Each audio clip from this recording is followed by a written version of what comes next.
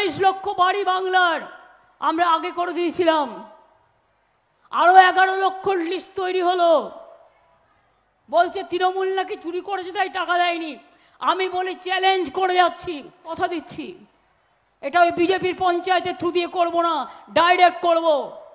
সেটা হচ্ছে 11 লক্ষ মাটির বাড়ি, 11 লক্ষ মানুষের বাড়ির যে লিস্ট করা হয়েছে তার প্রত্যেককে 11 লক্ষ মানুষ বাড়ির টাকা পাবেন, ডিসেম্বরে একটা কিস্তি পাবেন, আর জানুয়ারি বাদ বাকিটা আবার যেই 60,000 খরচ হয়ে যাবে আবার 60,000 দিয়ে দেবে, 1,20,000 টাকা দেবে বাড়ি তৈরি করার জন্য।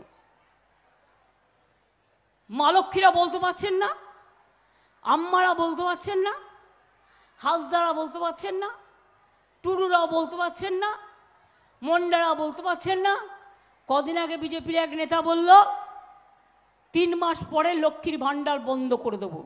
আমি বললাম তোমার ক্ষমতা থাকলে তুমি করে দেখাও, তোমার ক্ষমতা থাকলে তুমি করে দেখাও। লক্ষ্মীর ভাণ্ডার চলছে এবং চলবে, বাড়ানো হয়েছে। যারা 500 টাকা পেত তারা 1000 টাকা পায়, যারা 1000 টাকা পেত তারা 1200 টাকা পায়। শুধু চলবে তাই নয়, একটা মা বোনেরা 60 বছরে যখন রিটায়ার করবার কথা হবে তখনও কিন্তু আপনারা রিটায়ার করবেন না, এটা সারা জীবন চলবে। সারা জীবন যত দিন আমরা আছি আমরা চালিয়ে যাব, কথা দিচ্ছি আপনাদের। এবারে 6 লক্ষ মানুষ যাদের 60 বছর হয়ে গেছিল তারা পাচ্ছিল না, তাদের নতুন করে করে দেওয়া হয়েছে।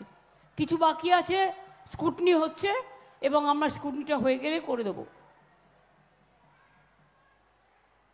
ঝড় হলে আমরা, বন্যা হলে আমরা, তুফান হলে আমরা, অ্যাক্সিডেন্ট হলে আমরা, বাগে খেলে আমরা, দুর্যোগ হলে আমরা, দুর্গা পুজোয় আমরা, ছট পুজোয় আমরা, ঈদ মোবারকে আমরা,